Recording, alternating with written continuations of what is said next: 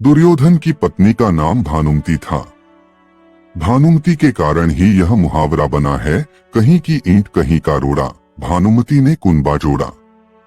भानुमति काम्बोज के राजा चंद्रवर्मा की पुत्री थी। राजा ने उसके विवाह के लिए स्वयंवर रखा था।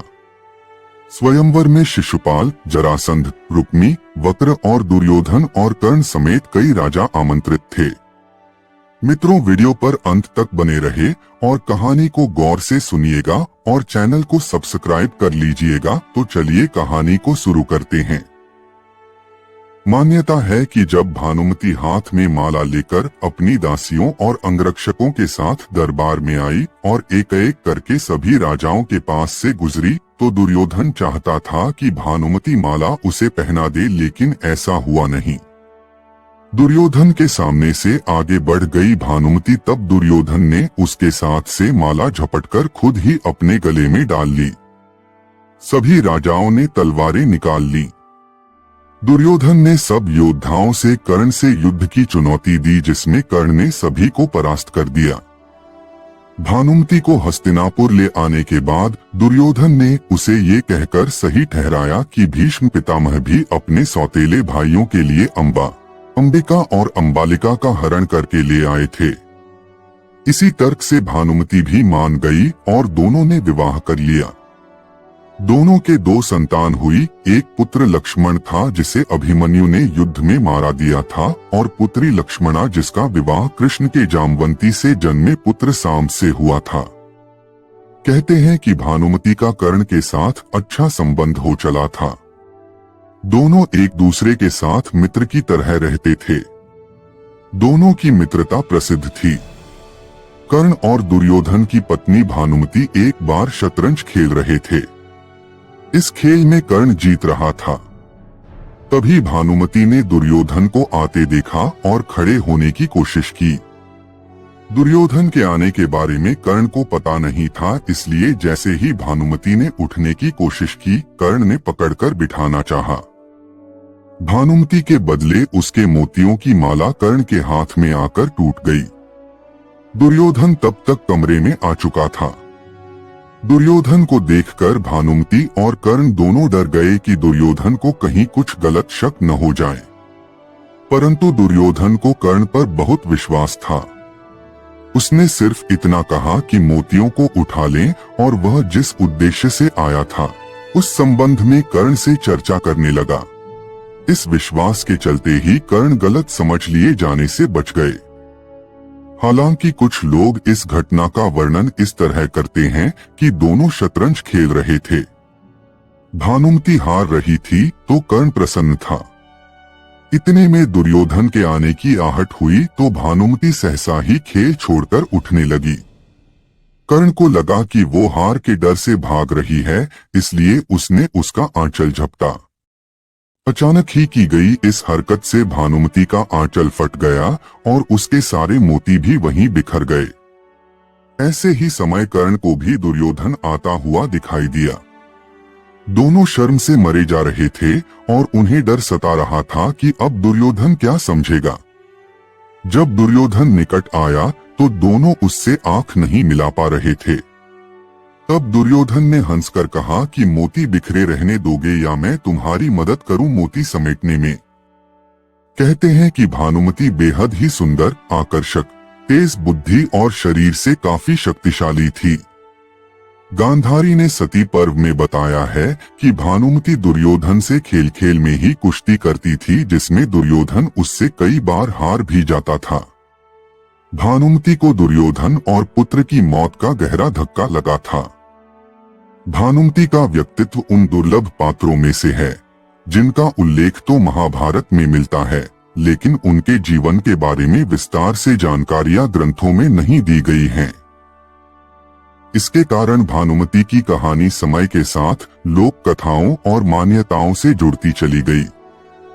भानुमति के व्यक्तित्व का वर्णन यह बताता है कि वह न केवल सुंदर और बुद्धिमान थी, बल्कि साहसी और निडर भी थी। उसकी तेज बुद्धि और कुशलता उसे एक आदर्श रानी के रूप में स्थापित करती है।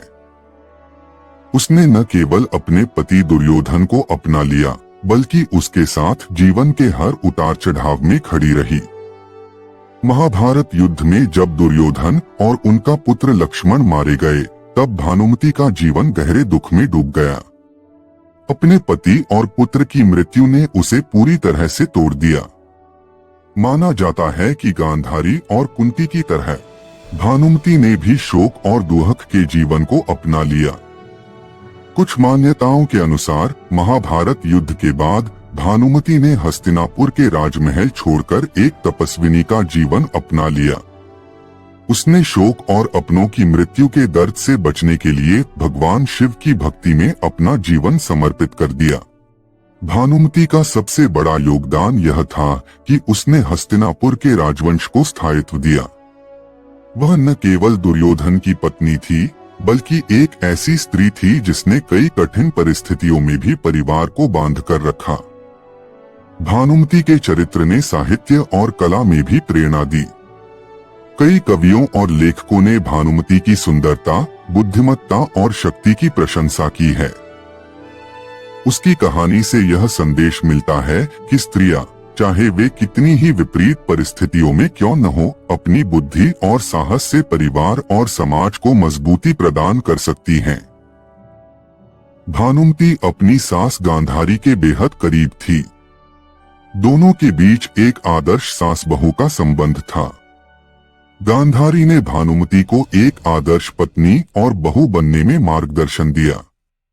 महाभारत युद्ध के दौरान और बाद में जब कौरवों का वंश लगभग समाप्त हो गया, तो भानुमति ने गांधारी के साथ मिलकर हस्तिनापुर के बचे खुचे परिवार को संभाला।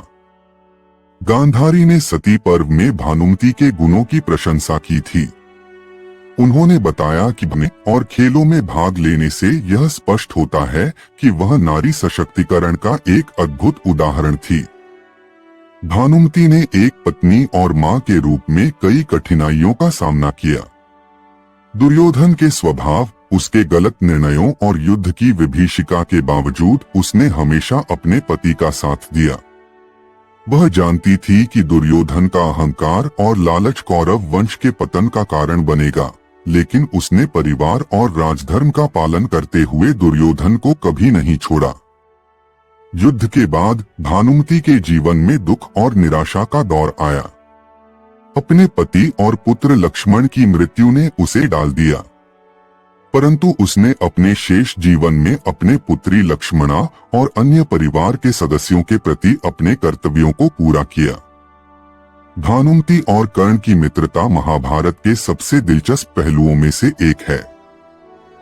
दोनों की यह मित्रता केवल एक खेल तक सीमित नहीं थी। कर्ण, जो दुर्योधन का सबसे प्रिय मित्र था, भानुमति के लिए भी एक विश्वासपात्र और सम्मानित व्यक्ति था।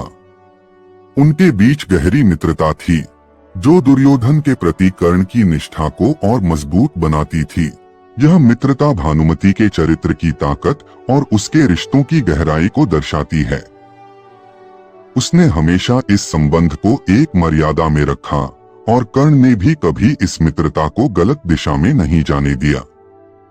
भानुमति का नाम कई काव्य और लोक गाथाओं में मिलता है। यह दर्शाता है कि वह केवल दुर्योधन की पत्नी भर नहीं थी, बल्कि एक ऐसी महिला थी जिसने उस समय की सामाजिक और सांस्कृतिक संरचना को प्रभावित किया।